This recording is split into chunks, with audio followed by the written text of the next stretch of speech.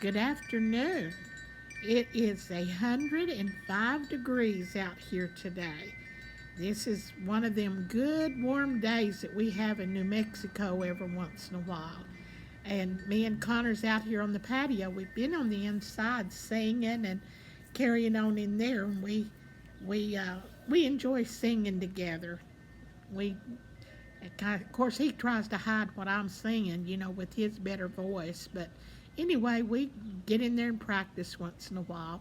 But anyway, today I was thinking about, I've got a friend that told me she had an idea for my little program. And I said, "What is it?" And she said, "I want to know what is your children's favorite dish when they come home? What do they ask you to fix?" And I looked at her kind of in shock, and I said, uh, "You might be surprised what my kids would ask for me to fix." And I knew what one of them liked, and I told her, I said, uh, "One of them comes in, they want tacos."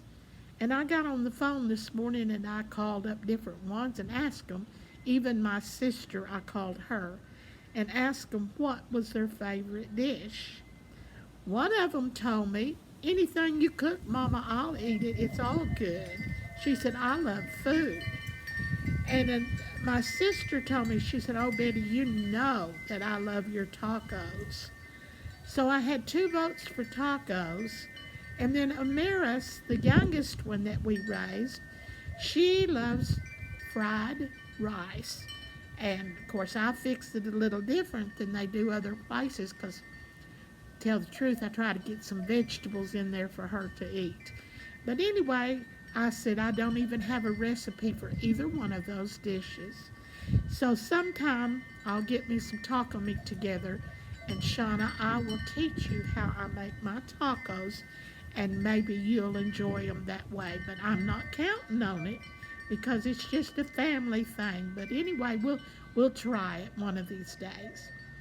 Okay, this afternoon me and Connor's been in there playing on the piano and singing. Of course, it brought back memories of my little old grandmother again.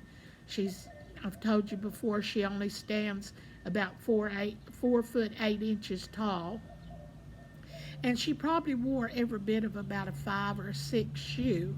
But she told me, she said, "Betty said, when I had beaux coming and trying to court me," and that's the way she'd put it, her beaux, when they come and tried to court her, she said, "I would stick my feet under the couch or under the chair and try to hide my feet because I felt like my feet was so big I didn't want them to see how big my feet were." And of course, I laughed at the time because I was probably wearing a bigger shoe than she was, and I was 10, 11 years old, something like that, and I had a bigger foot than she did. But she's hiding her feet before she got married because she was hiding her feet from the boys because her feet were so big. So anyway, she was just an amazing grandma. I just loved her to death. She was always precious to me. And I got to thinking about the time that I just kept bugging her. I wanted to hear some of her records. She had a record player there and she had a stack of records. And I kept telling her, "Grandma, I want to listen to some of your records." And I never could understand why she wouldn't let me listen to her records. They were just sitting there and we wasn't doing anything. And I kept trying to figure out, why won't Grandma let me listen to her records? Well, I finally found out one day. She finally gave in to Betty and she told me I could listen to her records. And so I got real excited, but she took off to the back of the house. And she had a house that had bedrooms built. She had a living room and then two bedrooms that were connected together. And she'd go back in that back bedrooms where she had her air conditioner at, an old water cooler. And she'd run that water cooler. Well, she'd raise the windows in the living room to pull the air through to circulate through the house where it'd be cooler in the living room. Most times when I'd go to her house, we'd just sit in the back room and visit around her old air conditioner. It rattled, but we sat there and we talked and visited back there in that back room where it's cooler.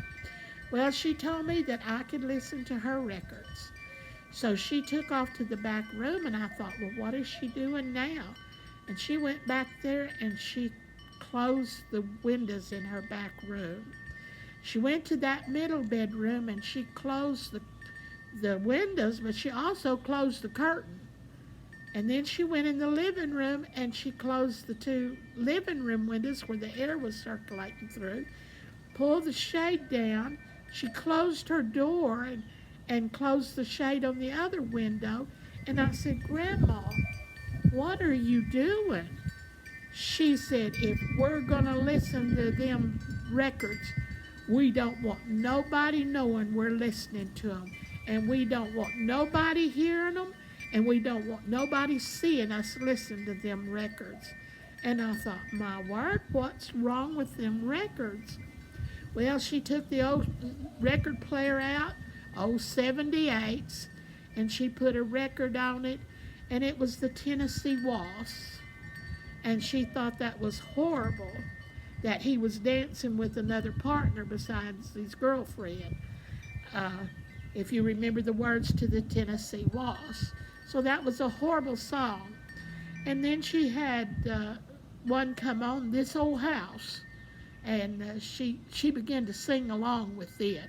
But she said, we don't ever want anybody to know that we're listening to these old 78 records because they sound horrible. Just listen at it. Said he ain't going to need this house no longer. And said he's going to get rid of the house. He can't fix the windows and the doors. And said he can't mend the window pane because he's getting ready to meet the Lord. She said, we don't want nobody knowing that we can't fix things up and we're getting ready to meet the Lord.